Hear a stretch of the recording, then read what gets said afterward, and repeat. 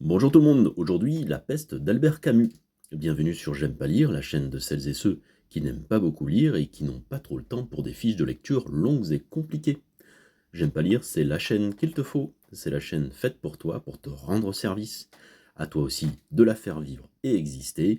Pour cela, rien de plus simple, abonne-toi, like, commente, conseille-la à tes amis. Allez, on perd pas de temps, c'est parti. Publié en 1947, le roman obtiendra le prix Nobel 10 ans plus tard. Dans l'œuvre camusienne, la peste s'inscrit dans le cycle de la révolte. La structure du roman en 5 parties est calquée sur celle des pièces du théâtre grec antique. Partie 1. Avril voit une invasion de rats à Oran en Algérie. Le docteur Rieux est inquiet d'une possible épidémie de peste, tandis que les autorités tentent de minimiser le phénomène.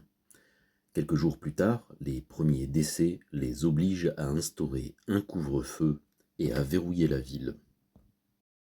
Partie 2. Pendant que le docteur Rieux travaille à un vaccin, le confinement isole les habitants et les tourne vers la religion et le discours extrême du père Paneloux, qui évoque une punition divine.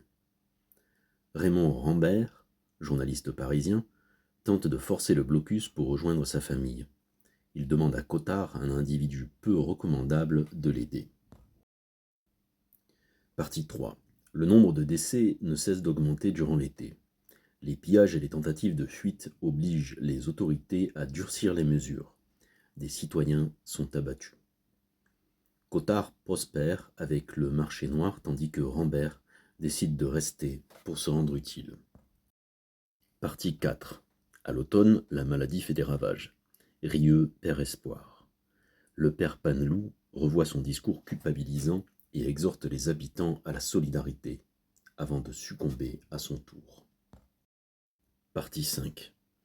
Il faut attendre janvier pour voir la situation s'améliorer. Le confinement est levé peu de temps après et le contact avec l'extérieur est enfin rétabli. Pour les survivants, les ravages sont surtout psychologiques. Perte de proches, l'épouse de Rieux décède à la fin de l'épidémie. Paranoïa, Cottard se barricade et ouvre le feu sur les passants. Et changement de caractère, Rambert retrouve enfin sa femme, mais n'est plus le même. L'identité du narrateur, anonyme au début de l'histoire, est enfin révélée. C'était le docteur Rieux. La peste est une métaphore de l'occupation allemande dont sort depuis peu la France d'alors. Les comportements les pires, Cottard, ou les meilleurs, comme Rieux ou Rambert, de ces années-là, sont représentés dans l'œuvre. Le thème de la construction du collectif est sous-jacent, ainsi que la mort dans ce qu'elle a d'absurde et d'impitoyable. Voilà, encore un résumé en mode TGV, j'espère que ça t'a plu, que ça t'a rendu service surtout. N'hésite pas à t'abonner pour être informé des prochains résumés, à laisser un petit commentaire ou un j'aime, ça me fera plaisir, et je te dis à bientôt.